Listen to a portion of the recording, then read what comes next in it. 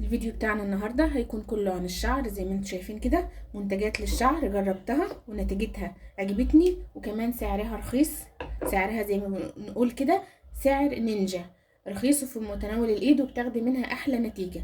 معايا حمامات كريم وكريمات تسريح، ومعايا كمان نوع بلسم جربته حلو قوي قوي. نبدأ الاول. طبعا الكريم ده كريم تصفيف او كريم تسريح، كلمتكم عنه كتير قبل كده. بجد حكاية، بيرطب الشعر حلو قوي قوي وسعره رخيص. هو تحت 100، يعني تقريبا كل الحاجات اللي معايا دي تحت 100. الكريم ده هتلاقوه في مستحضرات التجميل، في منه انواع كتير. انا جربت النوع ده اللي هو غطاء اخضر، ونوع تاني كده كان غطاء برتقالي، بس النوع ده طبعا ده احلى، فجبت منه كذا عبوة. وزي ما قلت لكم الشعر زي البشرة، المنتج اللي بيعجبنا ما بنكملش عليه لباقي حياتنا، لا. 3 شهور وبنغيروه، لان البشرة او الشعر بيتعود على المنتج ده، فبنحتاج نغيروه بعد فترة. حتى لو عجبنا نفصل كده شوية ونرجع له تاني لو عجبنا. فالكريم ده حلو قوي، جربوه، بيرطب الشعر وجميل جدا جدا. وادي شكله، خدوا سكرينة.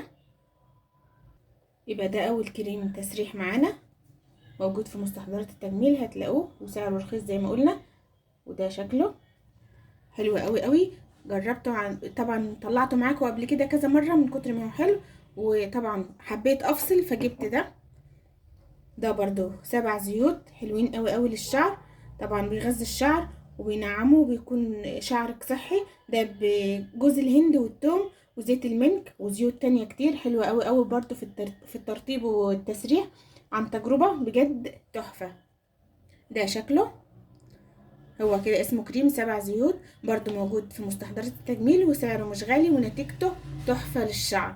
الشعر زي البشرة يا جماعة، بنحتاج نرطبه دايما، عشان طول ما الشعرية ناشفة مرة في مرة بتقع زي الأرض، زي ما بترويها تفضل رطبة وحلوة. الشعر كمان بياخد الترطيب من الكريمات دي، يعني حتى لو غسلة بشامبو وبعد الشامبو البلسم وحمام الكريم، برضو مع التسريح لازم ترطبي بسيرم حلو أو كريم حلو. ده حلو قوي قوي، والزيوت اللي فيه مفيدة وبيرطب الشعر ونتيجته حلوة وعن تجربة.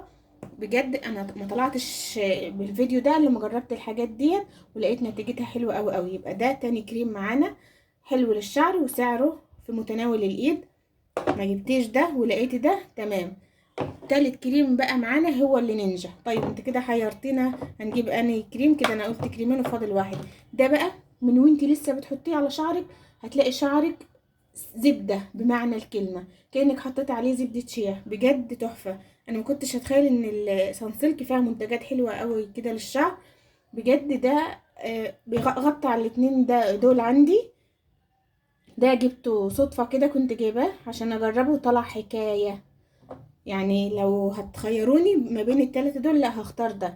بجد تحفة. هتلاقيه برضو متوفر في مستحضرات التجميل وسعره تحت 100 جنيه، ونتيجته حكاية. شعرك لو ناشف جدا جدا خدي منه كمية كده وزعيها على ايدك وفركوها على ايدك كده، تسخن بس وزعيها على شعرك هتلاقي الترطيب، وايدك لسه في شعرك هتحسي بالترطيب.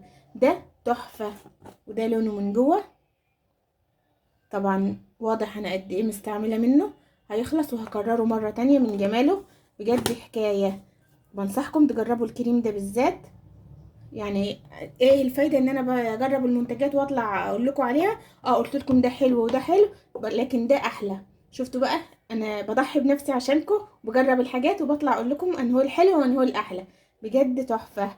يبقى كده 3 انواع كريم لتسريح الشعر حلوين قوي قوي، جربتهم انا وعجبتني نتيجتهم، طلعت اقول لكم عليها. وكمان سعرهم في متناول الايد بعد الغلاء اللي احنا بقينا فيه ده. وكمان البلسم ده جبته وجربته، طبعا بيخلي الشعر حرير. ده نوع مصري حلو قوي قوي، جربيه. ده طبعا من منك، اللي هو منه الحمامات الكريم دي هنتكلم عليها دلوقتي. بلسم حلو قوي قوي للشعر وسعره حلو ونتيجته تحفة، بيخلي الشعر زي ما قلنا زبدة كده حرير. بجد عن تجربة، هات البلسم ده وجربيه على شعرك هتعجبك، نتيجته حلوة قوي قوي قوي. طبعا في زبدة الكاكاو وجوز الهند مع بعض عاملين عظمة، بجد بيرطبوا الشعرية جدا جدا. البلسم وحمام الكريم ما بتحطوش على فروة الراس، بتحطيهم بعد الحمام او بعد ما بتغسلي شعرك. على اطراف الشعر. الشامبو الحاجه الوحيده اللي بنحطها على فروه الراس عشان تنضف لنا فروه الراس، لكن ده بنحطه على اطراف الشعر اللي بتكون ناشفه ومتقصفه عشان نرطب اطراف الشعر. هتاخدي منه نتيجه حلوه قوي. وده شكله وده اسمه، بجد عن تجربه يستاهل انك تجيبيه وتجربيه. طيب حمامات الكريم ده برضو طلعت لكم بيه قبل كده. ده اللي هو الكيلو على بعضه كده، بجيبه بيقعد معايا فتره طبعا، بس ده عامله انا والولاد. ده حلو قوي قوي. ده بالجرجير، نتيجته حلوه. نتيجته حلوه، بس برضو زي ما قلت لكم ما بكملش عليه باقي العمر، لا بفصل وبجيب حاجه تانية. ده خلص، جربته مرتين، يعني جبت عبوتين وحبيت افصل بقى، فجبت اللي هو بحبه البركه والعسل وزيت الارجان. طبعا معروف زيت الارجان حلو قوي قوي للشعر وللبشره كمان، لان جزيئاته صغيره فبيمتص وبتاخدي منه احلى نتيجه. ده كمان نتيجته حلوه قوي قوي. طبعا مستعملاه خلصان كده ربعه. وطبعا المنتجات دي اسعارها في متناول الايد. نينجا في الزمن اللي احنا فيه ده والغلاء، حاجات بقت غالية قوي قوي، الله المستعان. فبنجيب الحاجات اللي سعرها اقتصادي، ومش بس تكون سعرها اقتصادي وخلاص ونجيبه لا وخلاص، لا انت كمان ناخد منها نتيجة حلوة قوي. بجد حمامات الكريم دي هتلاقي برضو منها في كذا حاجة وكذا لون وكذا عبوة، وكل عبوة بيبقى مكتوب عليها مكوناتها ايه. فالنوعين دول انا مجرباهم من فاتيكا، حلوين قوي قوي. دي فاتيكا ودي منك. يعني زي ما قلت لكم بحب افصل كده في النص عشان شعري بياخد على المنتج، لازم افصل باي حاجه تانية. دول نوعين كده حمام كريم، فاتيكا ومنك. طيب ده كمان نوع ثالث حمام كريم. زي ما قلت لكم على الكريمات دي في الحلو وفي الاحلى، ده بقى الاحلى. في الحلو وفي الحلو جدا وفي الممتاز. ده بقى احلى حمام كريم ممكن تجربيه. ده خلاصة زبدة الشيا، بجد هتحطيه على شعرك ويا نهار ابيض على الطراوه بقى اللي هتلاقيها في شعرك. برضو في مستحضرات التجميل، سعره حلو في متناول الايد، مش ب 300 و400، لا سعره تحت ال100 برضو، اكيد مش غالي انا فاكره. وبيقعد معاكي فتره. طبعا انا مخلصاه على الاخر، هاجي اكرره تاني لان بجد نتيجته حلوه. يبقى ده ولا ده ولا ده، لو انا هرشح لكم واحد يبقى هو ده، بجد تحفه. يبقى ده احلى واحد فيهم، 3 حلوين لكن في الاحلى بجد ده نتيجته كانت تحفه جدا جدا جدا. لازم تجربي ده. وكده اكون خلصت الفيديو بتاع الشعر النهارده. طبعا استنوا كمان حاجات كتير للبشره جربتها وعجبتني نتيجتها، وحاجات كمان جربتها وما خدتش منها نتيجه دفعت فيها فلوس على الفاضي. الفتره الجايه هتبقى منتجات كده، وهنعمل ماسكات كمان عشان احنا داخلين على الصيف. لازم ندخل على الصيف واحنا مستعدين نرطب بشرتنا، نعمل ماسكات تفتيح وترطيب وشد ونضاره. الفيديوهات ان شاء الله تعجبكم، ويا رب يكون الفيديو بتاع النهارده عجبكم واستفدتوا منه. شيروه لاصحابكم وحبايبكم، ومتنسوش اللايك. انا نفسي ارجع اصور زي الاول بس ما بلاقيش تفاعل على الفيديوهات، فتفاعلوا عشان نرجع ننزل تاني فيديوهات. بتشجعوني جدا جدا. وحطوا لايك، اللايك على فكره ما بيفيدنيش بحاجه بس بيساعد ان يرفع الفيديو يوصل لناس تانية.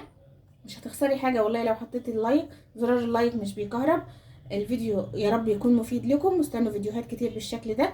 تجربتي في حاجات جربتها حلوه هقول لكم عليها، مش حلوه هقول لكم لو لقيتوها قدامكم اوعوا تجيبوها. قبل ما اختم الفيديو عايزه اقول لكم ان انا هعمل معاكم حمام كريم حلو قوي قوي، او بلسم طبيعي بمنتجات طبيعيه، لكن هتاخدي منه نتيجه حلوه قوي قوي ان شاء الله. استنوا الفيديو ده هحضره لكم واصوره لكم وانزله لكم ان شاء الله. هيبقى حمام كريم طبيعي هتاخدي منه احلى نتيجه. هنحط فيه مكونات هتخلي الشعر حرير رطب معاكي فتره طويله مترطب. كمان التقصف اللي في اطراف الشعر ده مش هتلاقيه معاه. استنوا الفيديو ده ان شاء الله. بس زي ما قلت لكم اتفاعلوا على الفيديو ده، حطوا لايك، اسمعوا الفيديو. مش غلط لو سمعتوه مره واتنين عشان الفيديو اترفع. كمان ما تنسيش اللايك، كمان ما تنسيش تبعتي الفيديو ده لصاحبتك عشان تستفاد هي كمان. كمان ما تنسيش تقولي لي رايك في التعليقات لو عايزه نوعيه من الفيديوهات دي. طبعا زي ما قلت لك انا في منتجات كتير مجرباها للبشره والشعر والجسم. في حاجات عجبتني هقول لك رايي فيها، وفي حاجات طلعت اي كلام دفعت فلوس على الفاضي برضه هقول لك رايي فيها. بس الاقي تفاعل على الفيديوهات ونرجع تاني نصور زي ما كنا. كمان استني فيديوهات ماسكات حلوه قوي قوي للبشره والشعر والجسم. كمان احنا داخلين فاضل شهر وداخلين على العيد، محتاجين بقى نهتم بنفسنا من بدري كده عشان تدخلي على العيد وانت منوره. طبعا انت مزه حلوه بس محتاجه شويه اهتمام. والصغيرين ما تقوليش ان انا لسه صغيره ما عنديش تجاعيد ما عنديش بقع، اهتمي من صغرك تفضلي حلوه وصغيره. كده كده دي من عند ربنا لازم كده كده بتظهر، بس مع الاهتمام بشرتك بتبقى مترطبه يعني هتحافظي عليها. التجاعيد دي تظهر في وقت متاخر. استنوا الفيديوهات ان شاء الله، وما تنسيش التفاعل، ما تنسيش تشير الفيديو ده، وسلام.